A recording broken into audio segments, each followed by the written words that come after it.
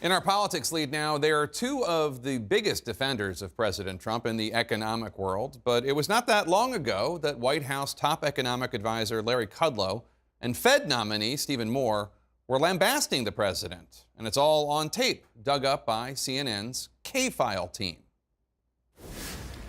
Welcome, everybody. I'm Larry Kudlow. It's exactly the kind of boss bashing that any senior White House official or hopeful Federal Reserve nominee would want to be forgotten. But actually, the Republican Party is very much against what Trump wants on immigration. Well, I sure hope you're right about that, Larry, because I'm certainly against it. I think it's a crazy policy.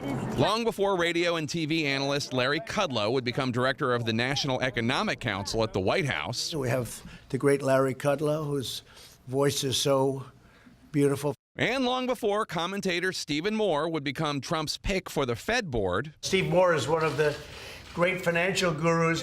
Both men railed against President Trump and his policies. This guy has a way of kind of communicating to middle-class fears and anxieties, and he's a demagogue. A series of 2015 interviews uncovered by CNN's K-File investigative team reveal Kudlow comparing President Trump's proposals to those of Nazi Germany. Somebody has to stand up at a debate and say, you are completely wrong about mass deportation. That is un-American. It smacks, by the way, of the worst things that we read about in World War II. Kudlow was only slightly kinder about then-candidate Trump's supporters. His only real supporters are kind of the fringe of the GOP. I don't know, I call it the nativist fringe. But with President Trump in the White House, both Kudlow and Moore's public talking points sound a bit different. I don't think it's stupid for Trump to emphasize this immigration issue. The president's going to stick to his guns, as he should, on immigration, okay? It's yet another reminder that the Republican establishment did not change Donald Trump. Donald Trump changed the Republican establishment.